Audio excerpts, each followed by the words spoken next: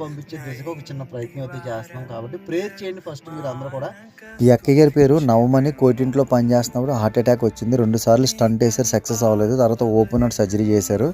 అది ఇన్ఫెక్షన్ అయ్యి హాస్పిటల్లో జాయిన్ అయిన తర్వాత 6 నెలలకి ఇదే పొజిషన్ ఇలాగే మంచానికి పరిమితం అయిపోయారు. ఎందుకంటే ఇది బ్రెయిన్కి ఇన్ఫెక్ట్ అయిందనమాట.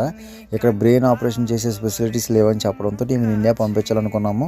అయితే కొంతమందిని సంప్రదించగా 2000 నుంచి 3000 దినాలు అవుతున్నారు ఇదే పొజిషన్ ఇండియా పంపించాలంటే. కాబట్టి ఎవరు సపోర్ట్ చేయట్లేదు కనుక మేము సోషల్ మీడియాలో ఈ విషయాన్ని అయితే తీసుకోవడం జరిగింది. మీ అందరూ సపోర్ట్ కావాలి. ఇది ఏపీ ప్రభుత్వాన్ని చేరేదాకా ఈ వీడియోని అయితే షేర్ చేయండి. మేము ఎట్లాగైనా సార్ కుటుంబ సభ్యులు చేర్చాలి. ఎందుకంటే ఇద్దరు ఆడపిల్లలు, మా భర్త వచ్చి ఆటో డ్రైవర్, చాలా పూర్ ఫ్యామిలీ అనమాట.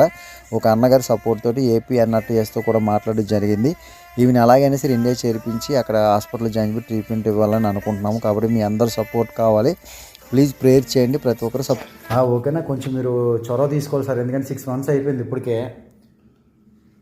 కాబట్టి హాస్పిటల్ యాజమాన్యం కూడా ఒత్తిడి తీసుకొస్తున్నారు, తొందరగా ఏదో ఏర్పాటు చేసుకోండి, ఇన్ని నాళ్ళు ఎందుకు అయిపోయింది మీకు అని చెప్పి వీడికి ఫ్లూయిడ్స్ ఇస్తున్నారు. ప్రస్తుతం చూస్తుంది మనలోనే ఉంది, కానీ ఇండియా తీసుకెళ్తే అక్కడ ఏదైనా ట్రీట్మెంట్ చేయించుకుందాం అని పాపం మా 2 ఆడపిల్లలు, అలాగే ఆయన డ్రైవర్, ఆటో డ్రైవర్ అయిన భర్త వచ్చి, హస్బెండ్ వచ్చి.